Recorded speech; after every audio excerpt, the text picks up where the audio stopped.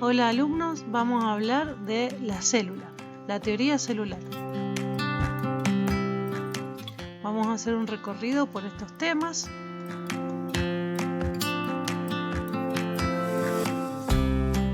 Y vamos a empezar definiendo la célula.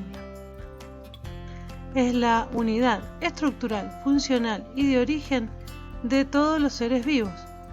Todos los seres vivos están formados por lo menos por una célula. Es estructural porque forma a los seres vivos como si fuera una pieza de construcción. Es funcional porque en ella se cumplen todas las funciones que se dan a nivel orgánico, todas las funciones vitales. Y de origen porque todas las células provienen de otras preexistentes. ¿Cómo se descubrieron las células? Bueno, gracias a la invención del microscopio óptico.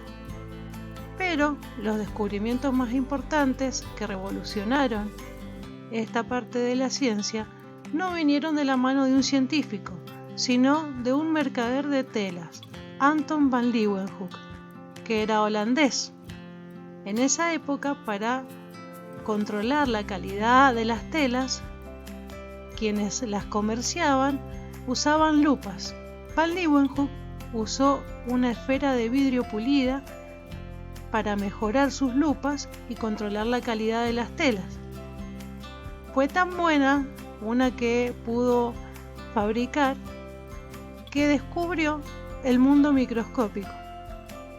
Empezó a analizar distintas sustancias como puede ser el agua, cortezas, comida, y descubrió que habían microorganismos a los que llamó animánculos. Hizo un informe y los envió a la Real Academia de Ciencias en Inglaterra, pero lo envió escrito en holandés. Entonces ese fue el primer problema que tuvo.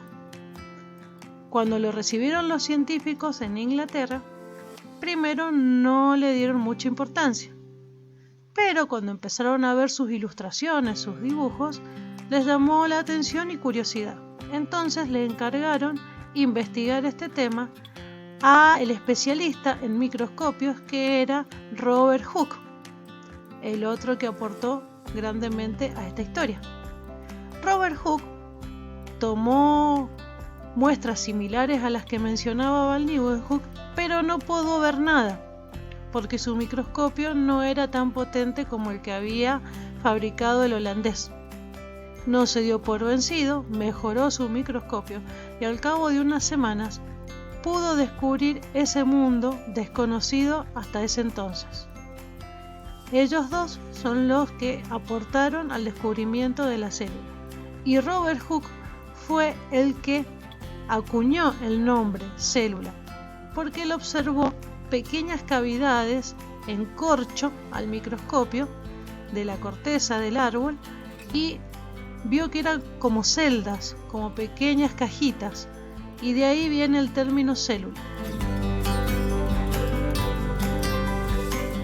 ¿Qué características tienen las células? Bueno, las células están rodeadas por una membrana y en ellas se encuentra el material genético, el ADN, que contiene la información de todo el ser vivo. Es como la biblioteca del ser vivo, donde figuran todas sus características y las funciones. Existen dos grandes tipos de células, las procariotas y las eucariotas. Pro significa antes y carion, núcleo. Por lo tanto, las procariotas son aquellas células que no tienen un núcleo definido por una membrana, su ADN es circular, son más pequeñas y no tienen organelas membranosas o complejas, por ejemplo las bacterias. Las células eucariota, eu significa verdadero, son aquellas que tienen un núcleo verdadero o definido por una membrana que contiene al ADN, que es el material genético, que en este caso es lineal y forma los cromosomas. Son de mayor tamaño y poseen organelas membranosas y que tienen complejas funciones.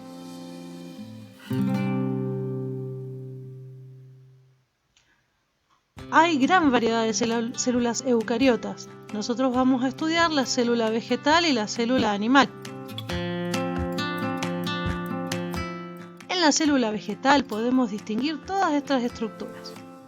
Por ejemplo, todas las células vegetales tienen una pared celular que les da firmeza, rigidez, ya que los vegetales no tienen un sistema esquelético que los soporte. Por lo tanto, cada célula se encarga de sostener al ser vivo. A continuación está la membrana, que es el límite y el control de entrada y salida de sustancias de todas las células, la membrana celular o membrana plasmática. En la célula vegetal distinguimos los cloroplastos, que son organelas que contienen un pigmento llamado clorofila y se encargan de la fotosíntesis.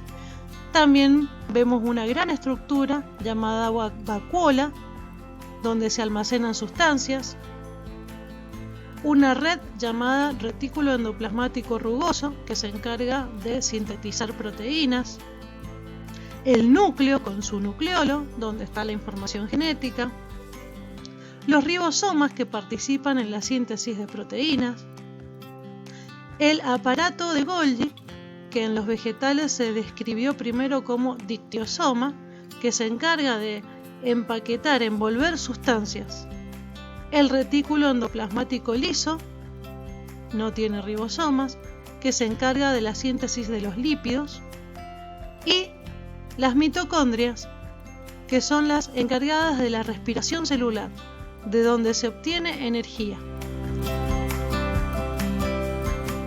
En la célula animal podemos distinguir la membrana celular, aquí no hay pared, y organelas que ya conocemos como el retículo endoplasmático rugoso, los ribosomas, el retículo endoplasmático liso, las mitocondrias, el aparato de Golgi y el núcleo con el nucleolo.